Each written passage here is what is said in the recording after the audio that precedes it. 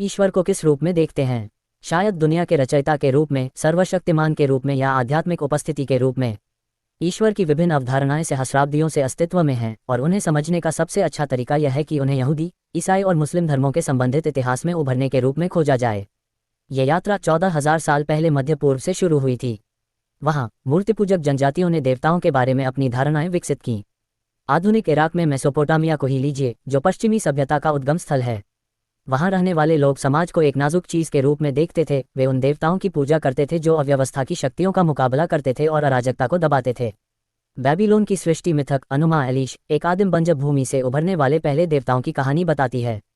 ये देवता जल, पृथ्वी और स्वर्ग से जुड़े थे। फिर भगवान मर्दुक ने अपने खून को धूल में मिलाकर मानव जाति का निर्माण किया, जिसका मतलब था कि मनुष्यों को प्रकृति में अर्धदिव्य माना जाता था। लेकिन एक समूह ईश्वर के बारे में अपने विचारों के लिए अलग खड़ा था, इजरायली। वे 1850 ईसा पूर्व के आसपास दक्षिणी लेवेंट के कनान में बस गए थे और अब्राहम और उनके पोते जेकब, जिन्हें इजराइल के नाम से भी जाना जाता था, के वंशज होने का दावा करते थे। इसराइलियों का भी प्रारंभ में ईश्वरीय शक्ति के बारे में ऐसा ही दृष्टिकोण था, परंतु उन्होंने एक ही ईश्वर की पूजा करना आरंभ कर दिया, जो कि एक मूर्तिपूजक स्वर्गीय उच्च ईश्वर या आकाशीय ईश्वर के संस्करण से विकसित हुआ था।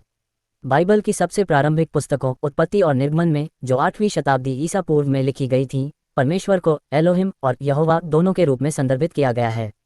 एलोहिम इसराइलियों का सर्वोच्च परमेश्वर था, जबकि यहोवा का अर्थ है हमारे पूर्वजों का परमेश्वर।